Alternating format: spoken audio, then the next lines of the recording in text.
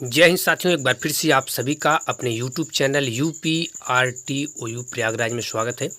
साथियों, आज हम इस वीडियो में आपको बताने वाले हैं कि यदि आप UPRTOU प्रयागराज यूनिवर्सिटी यदि आप एमए करना चाहते हैं साथियों, तो एमए करने के लिए साथियों यहाँ पे कितने सब्जेक्ट अवेलेबल हैं जिनसे आप एमए कर सकते हैं और कहाँ पर साथियों आप एडमिशन ले सकते हैं, इसकी फ़ीस कितनी है और कितने वर्षों का ये आपका कोर्स होता है। इसमें एडमिशन लेने के साथियों आपके पास जो क्वालिफ़िकेशन है वह क्वालिफ़िकेशन आपके पास क्या होनी चाहिए, इसका जो असाइनमेंट वर्क होता है वो क्या होता है, यानी एक एक करके पूरी विस्तृत जानकारी, पूरी विस्तृत डिटेल साथियों हम आपको अपने इस वीडियो में देने वाले हैं।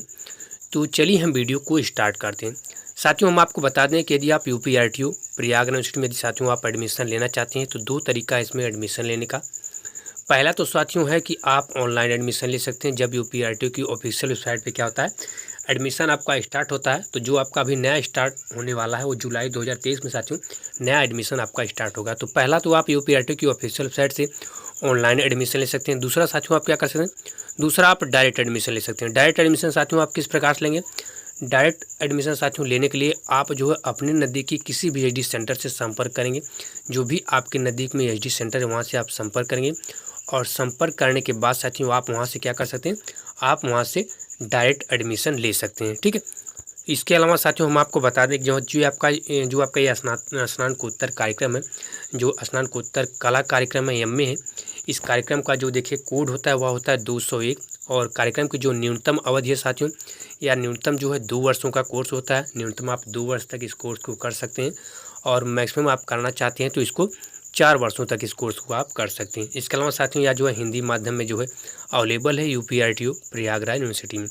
और कार्यक्रम का जो शुल्क होता है साथियों 8,500 रुपये, यानी प्रत्येक जो जहाँ पे दिया गया है सबका जो है 8,500 रुपये क्या है फीस है, पर ईयर्स आपको देना है। ठीक है, 8,500 रुपये।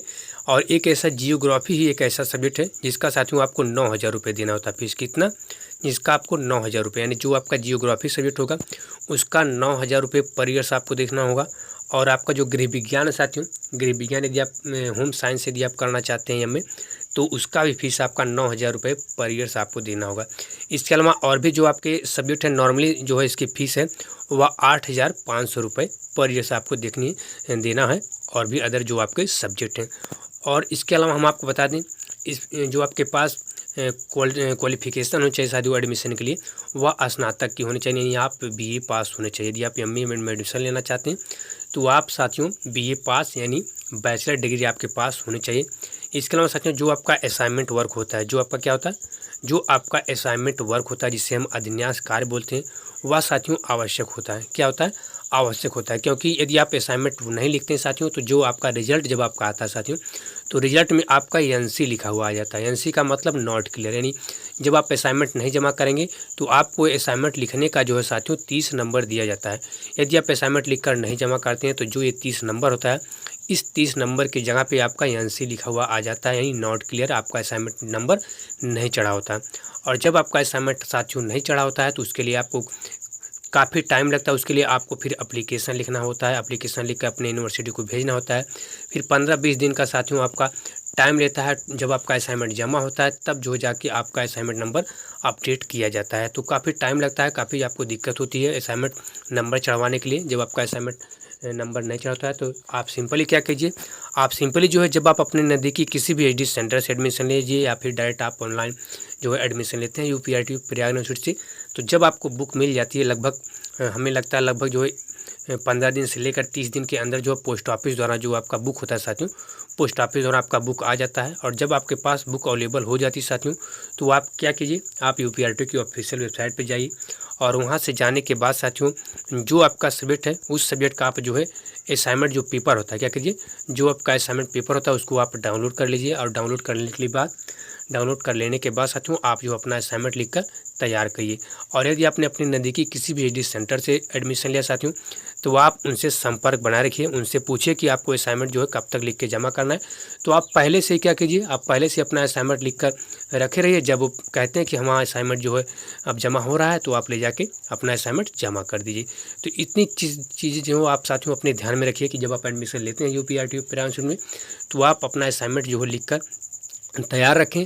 यदि आपने अपने नज़दीकी किसी भी HD सेंटर से एडमिशन लिया तो आप उनसे संपर्क बनाए रखें। जब वो बोलते हैं तुरंत ले जाके अपना असाइनमेंट क्या कीजिए वहाँ पे जमा कर दिए। या फिर जब आपने डायरेक्ट ऑनलाइन जो है यूनिवर्सिटी से आपने एडमिशन लिया है तो आप क्या कर सकते हैं, आप जो है लगभग 30 दिन से जो है यानी 30 दिन से 60 दिन के अंदर में ही अपना असाइनमेंट लिख के पोस्ट ऑफिस द्वारा आप यूनिवर्सिटी को भेज सकते हैं। ठीक है, उसी एड्रेस पे भेज दीजिएगा तो भी आपका असाइनमेंट क्या होगा, जमा हो जाएगा। तो इतनी बातें आपको ध्यान में रखनी साथियों जब आप यूपीआरटीयू में एडमिशन लेते हैं, चाहे आप एमए से एडमिशन लें, चाहे आप बीए सब्जेक्ट से एडमिशन लो, यानी चाहे आप बैचलर डिग्री से कर रहे हो, चाहे आपको जो है यूजी कोर्स, चाहे पीजी कोर्स, चाहे कोई डिप्लोमा प्रोग्राम कर रहे हैं, तो आप जो है सबका जो है असाइनमेंट जरूर लिख कर जमा करें। और साथियों हम आपको बता दें, यहाँ पे देखिए आपको दिया गया विश्वविद्यालय के अंतर्गत जो निम्नलिखित विषय है, विषय में स्नातकोत्तर कला की जो उपाधि प्रदान की जाती है वह कौन कौन से सब्जेक्ट अवेलेबल है। साथियों यहाँ देखिए क्रम संख्या आपको दिया गया है, यहाँ पे आपको विषय का नाम दिया गया है, यहाँ पर भी आपको क्रम संख्या दिया और यहाँ पर भी आपको क्या दिया गया है, विषय का नाम दिया गया है। तो सबसे पहले आपको हिंदी दिया गया है, हिंदी से आप कर सकते हैं। यदि आप हिंदी से करना चाहते हैं तो हिंदी से भी आप एमए कर सकते हैं। इसके अलावा आप हिस्ट्री सब्जेक्ट कर सकते हैं, यानी इतिहास से भी कर सकते हैं। उसके अलावा आप पॉलिटिकल साइंस यानी राजनीति शास्त्र से आप कर सकते हैं। शिक्षा शास्त्र यानी एजुकेशन से भी आप कर सकते हैं। दर्शन शास्त्र यानी फिलॉसफी से भी साथियों आप कर सकते हैं। समाज कार्य यानी सोशल वर्क से भी कर सकते हैं। इसके अलावा होम साइंस यानी गृह विज्ञान से भी आप एमए कर सकते हैं। एमए से साथियों आप योगा भी कर सकते हैं यदि योगा करना चाहते हैं तो।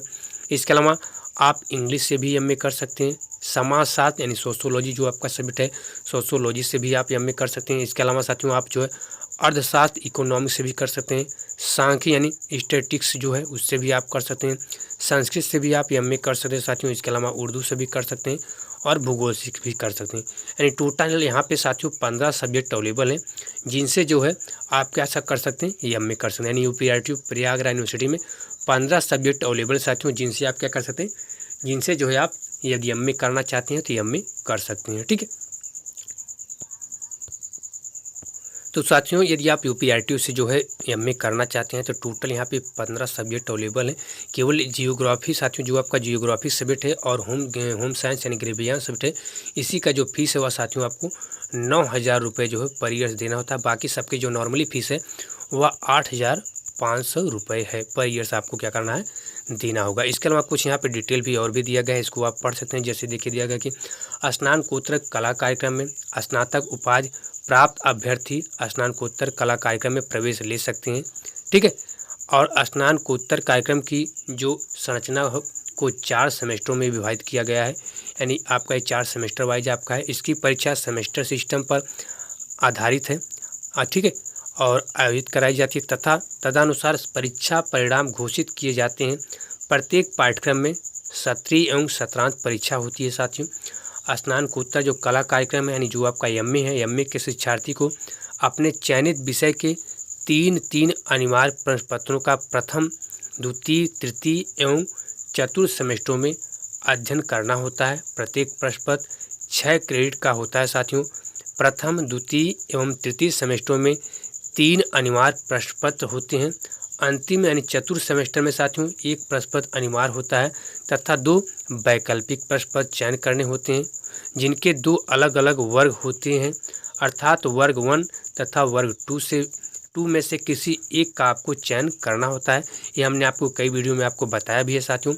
इस प्रकार से स्नातकोत्तर कार्यक्रम में शिक्षार्थी द्वारा प्रत्येक सेमेस्टर में 18 क्रेडिट के अर्थात 6 क्रेडिट के 3 पाठ्यक्रमों को उत्तीर्ण करना होता है। संपूर्ण कार्यक्रम को उत्तीर्ण करने के लिए शिक्षार्थी को कुल 72 क्रेडिट का पाठ्यक्रम पूर्ण करना अनिवार्य होता है। तो ये कुछ डिटेल दिया गया है जिसे आप साथियों पढ़ सकते हैं। और इसके अलावा भी साथियों यदि आपके मन में कोई डाउट रह गया है, कोई आपके मन में कोई क्वेश्चन रह गया है साथियों, तो आप हमें कमेंट बॉक्स में कमेंट करके पूछ सकते हैं। हम उसका जवाब साथियों आप तक जरूर पहुँचाएँगे। तो फिलहाल इस वीडियो में इतना ही साथियों। यदि आपको हमारी यह छोटी सी इन्फॉर्मेशन, छोटी सी जानकारी साथियों आपके लिए हेल्पफुल है, लाभदायक है साथियों, तो आप हमारे इस वीडियो को ज़्यादा से ज़्यादा अपने दोस्तों को, अपने मित्रों को ज़्यादा से ज़्यादा साथियों शेयर और लाइक कीजिए। और यदि आप हमारे चैनल पर नए हैं तो हमारे चैनल को आप सब्सक्राइब कर लीजिए, क्योंकि हम यूपीआरटीयू प्रयागराज यूनिवर्सिटी से रिलेटेड नए अपडेट साथियों, नई जानकारी आप तक पहुँचाते रहते हैं।